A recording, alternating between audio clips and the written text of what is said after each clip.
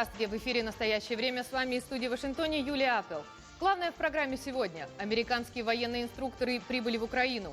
Президент Эстонии Томас Хендрик Ильвис о российской пропаганде и авторитарном капитализме.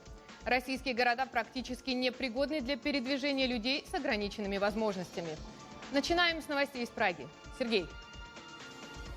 Спасибо, Юлия. События дня в настоящем времени из Праги. Я Сергей Дорофеев. Здравствуйте. 25 миллиардов долларов – это 1,5% ВВП. Именно такой ущерб экономике России от санкций Запада впервые озвучивает российская власть. Премьер-министр Дмитрий Медведев выступил в Госдуме. Негативные тенденции в экономике, по его словам, в текущем году сохранятся. Сегодня мы сталкиваемся не только с краткосрочными кризисными явлениями. Да, мы сумели преодолеть большую часть из них. Но если внешнее давление будет усиливаться, цены на нефть сохранятся на экстремально низком уровне надолго, нам придется развиваться в другой экономической реальности, которая будет проверять всех нас, что называется, по полной программе. Во Львовской области на западе Украины стартовали учения. Своим опытом делятся инструкторы США. О ситуации на линии огня сегодня и новом опыте украинских военных Антон Золотых. Несмотря на продолжающееся перемирие, на востоке Украины по-прежнему небезопасно. 72-я отдельная механизированная бригада находится на одном из самых горячих направлений – Мариупольском. Обстреливают каждый раз, но в основном соседям хорошо попадают нашим 6-й роте. А вам? Нас сегодня обстреливали, бомбили сегодня с утра. Тоже где-то снарядов 20, наверное, на нас положили. Как долго продлится даже такое перемирие, неизвестно. Бойцы бригады в нескольких десятках километров от линии фронта продолжают боевую подготовку. В районе Донецкого аэропорта ситуация также остается сложной. Из населенного пункта Пески вышли бойцы добровольческого батальона правого сектора. Пока мы выходили, половину нашего дома уже снесло. Сейчас, наверное, уже и церковь рядом разрушили. Там сейчас очень жарко. Я не завидую тем, кто остался. Бойцы правого сектора удерживали позиции в Песках на протяжении 9 месяцев. Сейчас власти ведут переговоры с лидерами правого сектора о вхождении добровольческого батальона в состав регулярной армии Украины. До окончания переговоров добровольцев сменили на позициях украинские военнослужащие. Моральное состояние тяжелое. Хотелось идти вперед, отвоевывать независимость, как минимум удержать позиции. Боеспособность украинской армии сейчас повышают и иностранные легионеры. Вслед за английскими военными в Украину приехали около 300 американских десантников. Они уже начали тренировку 3 батальонов на западе страны. Мы объединимся с нашими украинскими коллегами и поможем им пройти поэтапную тренировку, начиная с индивидуального обучения и заканчивая отработкой командных и руководящих действий. В скором времени ожидается прибытие военнослужащих из Канады и Польши. Антон Золотых, Александр Касаткин. Настоящее время. Этнические чехи из Украины возвращаются на историческую родину. Страну проживания уже сменили 79 человек. На первое время Прага обеспечила репатриантов жильем и оплатила курсы чешского языка. Александр Касаткин. Все переселенцы уже получили постоянный вид на жительство в Чешской Республике. Самое главное, что здесь спокойно и, собственно, никаких таких вот эксцессов, как этих, не происходит. Это, пожалуй, самое главное. Потому что только когда поживешь под обстрелами, начинаешь понимать, что такое значит мирное небо. С репатриантами встретились представители благотворительной организации «Харита», которые планируют помочь с поисками работы, и жители города Червена над Влтавой, в котором сейчас размещены украинские чехи.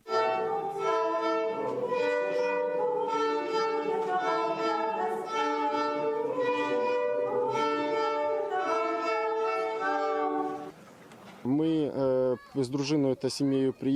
с супругой и семьей приехали с Донецкой области, с города Дзержинска. Этот город, который непосредственно находится на фронтовой линии.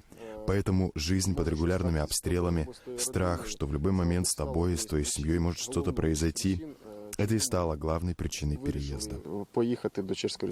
Не все приехавшие в мирную Чехию бежали от обстрелов. Некоторые давно готовились к эмиграции и рады предоставленной возможности. Еще у нас есть маленький ребенок, и я думаю, что для нее это будет Хороший шанс получить хорошее образование. Мы решались на самом деле очень давно еще. Мы планировали переезд, думали делать это все сами, но не совсем все гладко получалось. Было трудно пробиться в консульство в Украине. Еще до начала конфликта на востоке Украины по результатам переписи населения Чехии 2011 года украинцы уже составляли самую многочисленную диаспору иностранцев.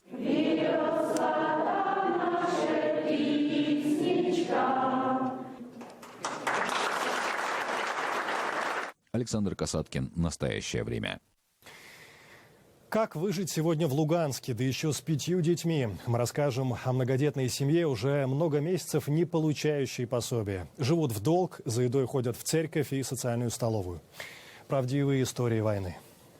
Мне очень нравятся конфеты. Конфет маленький Рома не видел уже давно. Родители с трудом могут прокормить его и его 4 братьев и сестер. Каждое утро Ромина мама Оксана стоит в очереди в социальную столовую. Как в воскресенье выходной, а так каждый день приходим с утра, вот 6 часов вечера здесь очередь занимают. Вот, чтобы утром покушать, чтобы хватило чего-то, потому что людей много, а нам всех не хватает. Для Оксаны и ее семьи это единственный способ прокормиться и хотя бы раз в день поесть горячей еды. С собой она берет несколько сутков, чтобы принести домой суп. Каждый Оксанин день проходит одинаково. Отведя 3 старших детей в садик, она идет обивать пороги инстанций. Но безрезультатно. Власти так называемой ЛНР не спешат помогать многодетным матерям. Я пошла в райисполком, они только этим одиноким мамам дают. Все.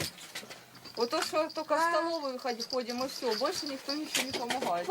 Пока Оксана пытается получить хоть какую-нибудь помощь, с младшими детьми сидит дома ее муж Александр.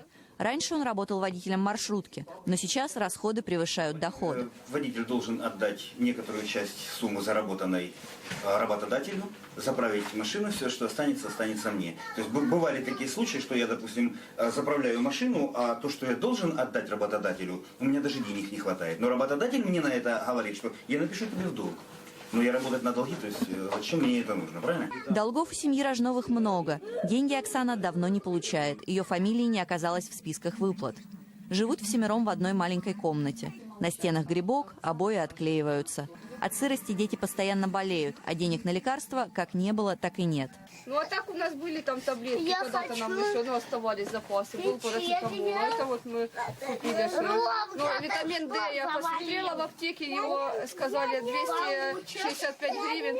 В планах семьи уехать на подконтрольную Украине территорию, чтобы получать пособие хотя бы там. Рожновы ждут окончания учебного года, чтобы уехать. Боятся потерять места в садике.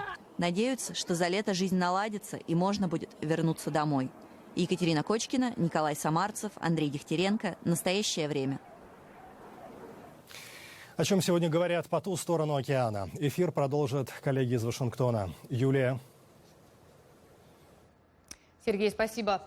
США окажут Украине дополнительную гуманитарную помощь объемом около 18 миллионов долларов, сообщили в Белом доме. Объявление было сделано в телефонном разговоре в понедельник между вице-президентом США Джо Байденом и президентом Украины Петром Порошенко. Стороны приветствовали усилия ОБСЕ по ведению переговоров о постоянном прекращении огня на востоке Украины. Байден также поддержал дальнейшие реформы по реализации принципа верховенства закона, включая антимонопольные меры и судебную реформу. Президент Эстонии Томас Хендрик Ильвис сравнивает ситуацию в России с фильмом «Крестный отец» и называет российский режим авторитарным капитализмом. С ним беседовали наши коллеги из украинской службы. Я думаю, что мы сталкиваемся с новой проблемой. Люди сейчас стали понимать то, о чем я всегда говорил, что наличие капитализма в стране не означает либеральную демократию. И одно из заблуждений, которое пришло еще из 90-х, после того, как развалился Советский Союз и коммунизм, это то, что если у вас есть свободный рынок, то у вас будет либеральная демократия. И, как оказалось, это не так. Конечно, об этом можно было говорить и значительно раньше, поскольку мы видели примеры такого капитализма, который прекрасно существует под олигархическим контролем. Нацистская Германия – хороший пример. То, что использовали термин «национал-социалисты», ничего не означало, все равно это было олигархическое общество. При Муссолини такой капитализм расцвел. То, что мы видим сейчас, это авторитарный капитализм, где государство и мафиозный капитализм имеют тесные отношения. Государство защищает тех, кто лоялен отдает им хорошие контракты. Меня спросили, как я могу это объяснить. Я ответил, я последователь школы кремлинологии Марио Пьюзо. А Марио Пьюзо — автор «Крестного отца». В рождественские дни мой сын и я скачали с iTunes «Крестного отца». Думаю, он еще не смотрел тогда этот фильм. Я же видел «Крестного отца» 30 лет назад. Это точно, совершенно точно, что там происходит. Президент Эстонии затронул и тему российской пропаганды в СМИ, в частности, рассчитанной на страны Балтии.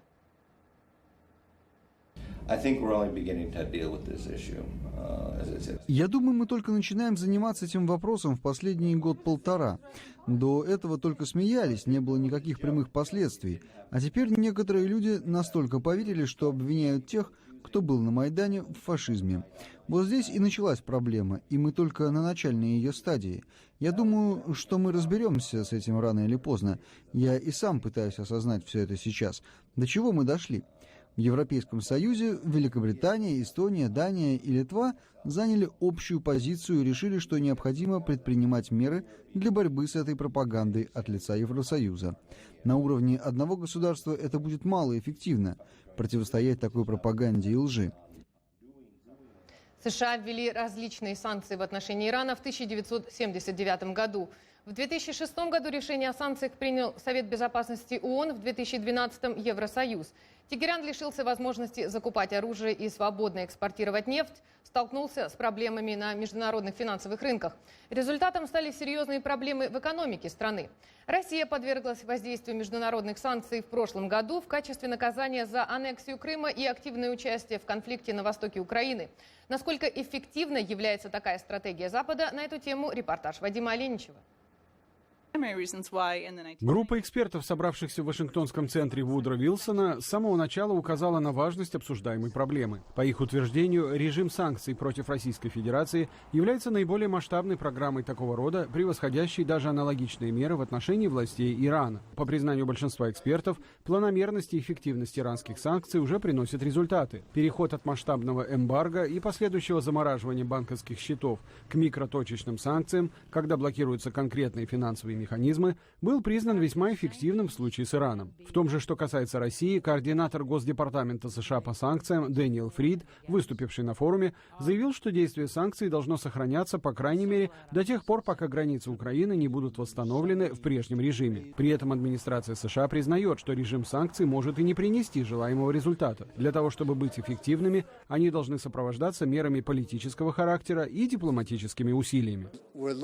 Хотя ситуация остается неясной, мы ищем такое решение, которое будет выглядеть приемлемым для обеих сторон и приведет к окончанию санкций. Конечно, ожидать, что это произойдет уже скоро, было бы излишне оптимистично, но я не думаю, что ситуацию можно так просто разделить на черное и белое. Отсутствие определенности – одна из причин того, что европейские державы вводят санкции не поодиночке, а коллективно. Одиночные меры со стороны, скажем, Германии или Франции могли бы негативно сказаться на других государствах ЕС. Поэтому страны-члены Евросоюза стремятся сообща решать возникающие проблемы. А они, кстати, уже имеются. Например, если Россия выберет путь дальнейшего противодействия Западу, ситуация с поставками природного газа может больно ударить по экономике Европы, как это уже случалось. Сами по себе, говорят эксперты, санкции могут и не заставить Кремль пойти на уступки. Но во всяком случае, цитата, «они изменят тот политический контекст, на фоне которого президент Путин вынужден принимать решения». Докладчики очень много говорили о том, что санкции будут усилены, если Кремль не выполнит требования Запада. В то же время они сами признали, что усиление санкций должно быть обдуманным, иначе оно может оказать негативное воздействие и на западные страны. В этой связи все более важными становятся так называемые «smarter sanctions», то есть санкции более адресного характера. Было подчеркнуто, что они не являются наказанием за какие-либо конкретные действия, а скорее призваны обеспечить определенное, предсказуемое поведение объекта применения санкций в будущем. Добьется ли Запад этого от России, аналитики предсказать не могут. Как было сказано на встрече, если единственным результатом этих санкций явится суверенная и свободная Украина, это уже будет позитивный результат. Вадим Оленичев, Сергей Москалев, Андрей Дегтярев. Настоящее время. Вашингтон. Между тем, американские военные корабли из группы во главе с авианосцем Теодор Рузвельт были переброшены к побережью Йемена. Они присоединились к кораблям Саудовской Аравии, Египта и других союзных государств, чтобы следить за иранскими судами, которые подозревают в снабжении оружием повстанцев в Хути. И мы передаем слово Праге. Да, коллеги, мы готовимся рассказать о людях с ограниченными возможностями и безграничным желанием жить. Ползайте по лестнице и не ездите в метро. Вот примерно так можно заглавить материал из России, из Екатеринбурга, автором которого стала Екатерина Пономарева. Вот так на коленях по ступенькам пожилая женщина ползет за медицинской помощью с переломом ноги. Причем по рекомендации травматолога. Лечащий ее врач работает в кабинете на 1-м этаже, а вот рентген в клинике находится на 2-м. Сделайте, ползите за снимком обратно. К заведующему травмпункта я обратилась. Он сказал, что... Он даже прошептал: я помочь ничем не могу. Ушел и закрыл дверь. Все. Сказал обращаться в хирургию, в 105-й кабинет. Дочь пенсионерки сняла скандальное видео и выложила в сеть в надежде хоть на какую-то реакцию руководства клиники. На съемках видно, как мимо ползущей старушки совершенно спокойно проходят пациенты и врачи. Для них эта унизительная картина, в отличие от тысяч шокированных интернет-пользователей, привычна. До рентген-кабинета на 2-м этаже каждый больной здесь добирается как может. А вот, довольно заперила. Сын уже одну несет, а я этой рукой опираюсь, а этой помогаю. А если вы одна, как приходится? А бабушка-то как? Вы, по-моему, снимали. Ползла по ступеням, как собака. Руководство больницы опускаться до проблем пациентов не спешит. Тогда встает вопрос, как медпомощь здесь получить, например, инвалиду-колясочнику. Да что говорить, руководство той же Свердловской области на днях прокатило ни много ни мало кирлингистов-паралимпийцев, двукратных чемпионов мира. Чиновники, кажется, забыли, что спортсмены-инвалиды-колясочники. Им купили вместо спецтранспорта обычный микроавтобус, который никак не приспособить под команду колясочников. Видимо, предполагается, что, как и в случае с пожилой пациенткой, они в автобус заберутся как-нибудь сами. Если кресло расположено где-то вот на таком уровне, в принципе, к инвалиду сложно будет запрыгнуть, скажем так, туда. И без посторонней помощи, просто туда не попасть. Добавок ко всему, если мы берем то, что здесь вот открывается, и здесь стоит один ряд кресел, а следующий ряд кресел дальше, то туда просто инвалид, как говорится, не попадет. Просто не попадет, даже без посторонней помощи не попадет. Чиновники не собираются переоборудовать автобус, говорят спортсмены. Недовольным предлагают ездить на тренировки самостоятельно. Но Екатеринбург, как и остальные города, практически не пригоден для людей с ограниченными возможностями. Проблема передвижения инвалидов интересна разве что интернет-пользователям. Свой ежедневный путь на работу в метро, который больше похож на марафон препятствий, петербуржец Сергей Курехин однажды тоже снял на видео и выложил в сеть. До сих пор считается, что у нас инвалидов нет, и для них ничего не нужно делать. Во-первых, еще действительно их не видно, поскольку ничего не приспособлено, и они мало когда появляются на улице, поскольку тоже привыкли, что у нас ничего не приспособлено. Правда, руководство метро и городские власти социальный эксперимент тогда не оценили. Они попросту запретили питерским инвалидам вообще ездить в метро, чтобы снизить возможные риски. И выделили себе несколько миллионов рублей на переоборудование подземки, которое не завершилось до сих пор. После того, как история с ползущей на коленях к врачам-пенсионеркой получила широкую огласку, местные медицинские чиновники едва ли не за ночь нашли деньги на новый подъемник. Выходит, что человеческие просьбы о помощи для них не имеют такой силы, как количество просмотров скандального видео с их промахами на Ютубе. Екатерина Пономарева. До настоящего времени. Вновь пришло время передавать слово в Вашингтон. Юлия, эфир ваш. В Бостоне сегодня началась вторая фаза судебных слушаний по делу Джохара Царнаева, организатора и исполнителя терактов во время бостонского марафона в 2013 году. Жюри присяжных предстоит решить, какого наказания заслуживает подсудимый: смертной казни или пожизненного заключения. Изменилось ли общественное мнение в отношении возможного приговора? Наш корреспондент Фатима Атлисова передает из Бостона. Вторая фаза процесса в Бостоне начинается на фоне дискуссии о том, каким должен быть приговор Джохару Царнаеву. На прошлой неделе ряд пострадавших от взрыва на марафоне выступил с призывом к обвинению отказаться от попыток добиться смертной казни. Среди противников смертной казни родители 8-летнего Мартина, погибшего во время марафона, и 6-летняя Джейн, потерявшая ногу. Обвинению предстоит предоставить доказательства того, что Джохар Царнаев не просто виновен, он заслуживает смертной казни. Защите, напротив, необходимо представить доказательства существования в деле смягчающих обстоятельств. Подобных обстоятельств в законе США прописано 7. 2 из них, по мнению экспертов, могут послужить базой для стратегии защиты. Это юный возраст Джохара Царнаева, которому было 19 лет на момент совершения преступления, и доминирующее влияние его старшего брата Тамерлана. Напомню, защита запросила 2 недели перерыва после первой фазы на то, чтобы собрать всех своих свидетелей в Бостоне, однако имена свидетелей пока не обнародованы. Защите Джохара Царнаева необходимо добиться снисхождения всего лишь одного из присяжных заседателей, так как смертный приговор может быть только в результате консенсуса. Председательствующий судья Отул ожидает, что вторая фаза процесса продлится в течение 4 недель. Коллеги в Праге, эфир снова ваш. Пока Россия борется с огнем в Сибири, власти Казахстана пытаются победить большую воду. К югу от столицы страны Астаны, в Карагандинской области, невиданные весенние паводки. Руслан Батаюлы. По данным местного акимата, в селе Садовом живут 353 жителя. Там насчитывается 72 дома. 2 жителя оставались в селе, когда пришла вода. У кого была возможность, спешно отправились к родственникам в Караганду и Темиртау. Остальных сельчан распределили по домам в селе Гагаринское. Около 40 эвакуированных разместили в местном клубе.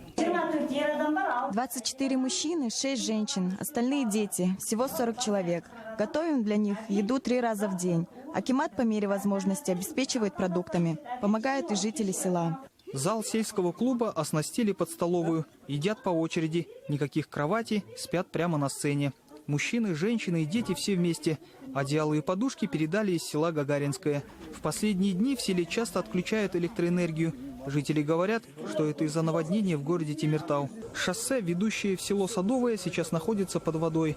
Никто не может ни въехать в село, ни выехать оттуда. Аким Гагаринского сельского округа Алтын Сайдальдина говорит, что как только вода спадет, власти начнут подсчитывать ущерб. Сейчас акимат района запрашивает всю информацию. Завтра комиссия все решит. Такая ситуация уже была прежде. Тогда жители получили денежную помощь. В то время как жители села Садовое, что в 20 километрах от Темиртау, все еще не могут добраться до своих домов, жители села имени Габидена Мустафина, что в 40 километрах от Темиртау, начали возвращаться. Затопилось 700 из 900 домов. Развалившиеся дома и туши мертвого скота – первое, что увидели по возвращению люди. Виктор Умирбаев говорит, что потерял 5 голов крупного рогатого скота. Вот мои коровы все. Вот теленок, вон теленок там лежит в клетке. Нурлан Джабаев считает, что если бы власти оповещали местных о грядущем наводнении так же активно, как агитировали за выборы президента страны, такого бы не было. Ну как предупреждали? Если бы вот как на выборы приглашают, по домам ходили и объясняли, что давайте, нельзя, вот по крышу накроет. Тогда бы народ зашевелился. Несмотря на чрезвычайную ситуацию, местные чиновники о предстоящих выборах не забывают ни на минуту. В подтопленном поселке имени Гагарина, как уверяют власти, они все равно пройдут.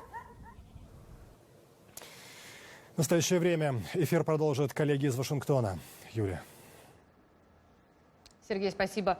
На этой неделе, а именно 24 апреля, исполняется 25 лет со дня запуска телескопа Хаббл «Око во Вселенную», как его называют ученые.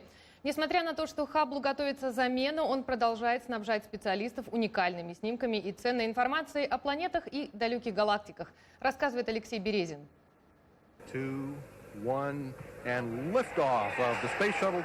Запуск телескопа Хаббл на орбиту был удачной операцией. Шаттл Discovery без проблем доставил в космос научный аппарат. Однако то, что последовало, оказалось для НАСА большой неожиданностью. Смонтированное с незначительной ошибкой внутри телескопа зеркало оказалось большим разочарованием. Ремонтная миссия «Шаттл Endeavour» был отправлен к Хабблу в 1993 году. С тех пор мы получаем великолепные снимки и данные.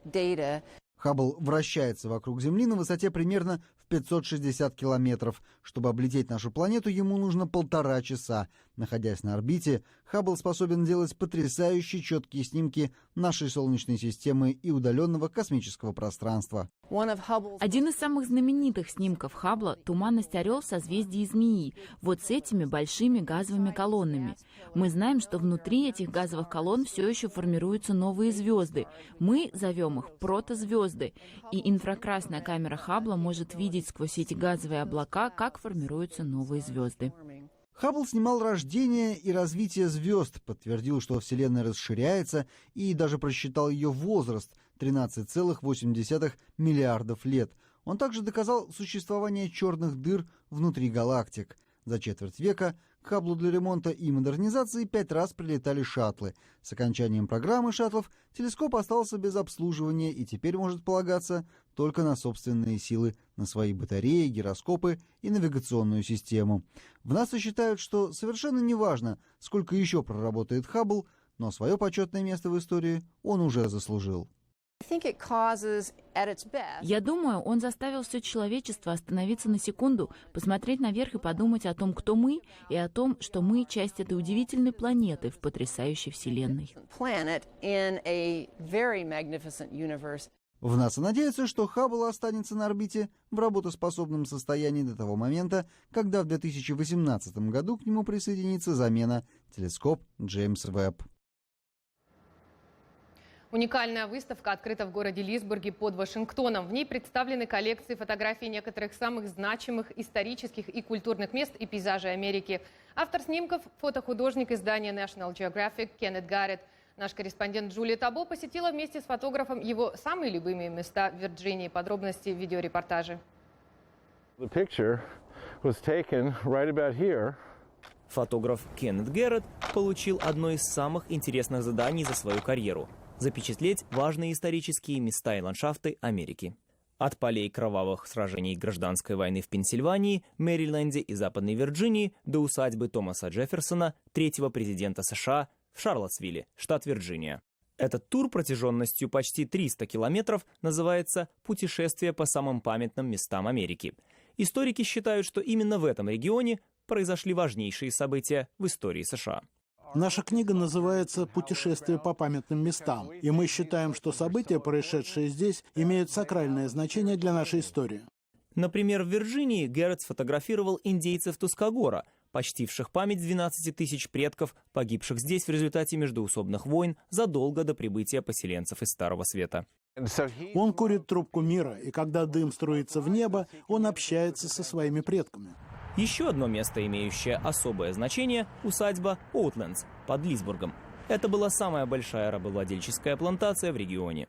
Сегодня этот особняк XIX века находится в ведении Национального исторического фонда. Это один из примеров сохранения и воссоздания исторического наследия. Потребовалось немало усилий, чтобы собрать достаточно средств на поддержание усадьбы, а это здание действительно уникально. Так что финансовая составляющая играет немаловажную роль в сохранении исторического наследия. Тур «Путешествие по самым памятным местам Америки» включает в себя и места решающих сражений гражданской войны, как, например, Национальный парк Манасаса в Вирджинии и Геттисберг. Эти сражения стали поворотными моментами в ходе самой кровопролитной войны в США. Здесь, у кромки этого леса, меня переполняют эмоции. Здесь Роберт Ли отдал приказ солдатам выйти на пшеничное поле, и они были буквально скошены пулями и ядрами. За 4 дня на этой земле полегли 50 тысяч солдат. Сегодня просто не верится, что мы стояли здесь и стреляли в своих братьев. Большая часть этих исторических мест охраняется и поддерживается государством. Это касается и природно-исторических ландшафтов. Например, долина рядом с плантацией Оутлендс. Многие из этих домов были построены во второй половине XVIII века, приблизительно в период Американской революции. Земля здесь практически не изменилась более чем за 200 лет. Мы хотели бы сохранить это место для будущих поколений. Завтра, в среду, отмечается 45-й Международный день Земли. Вашингтон, как говорится, впереди планеты всей и уже отметил его концертом на Национальной аллее, на которой собрались десятки тысяч зрителей. В этом году мероприятие проходит под девизом «Пора взять инициативу в свои руки». Организаторы Дня Земли отмечают, что мировому сообществу предстоит решить трудные вопросы, но на кону наше общее будущее и сохранение жизни на Земле. На этом наша передача подошла к концу. Спасибо, что были с нами. Смотрите нас на сайте currenttime.tv. Присоединяйтесь в социальных сетях и до завтра. Сергей. Мы благодарим коллег в Вашингтоне и всех наших зрителей. Смотрите нас в эфире своих национальных телеканалов. В настоящее время Сергей Дорофеев. Всего доброго. До свидания.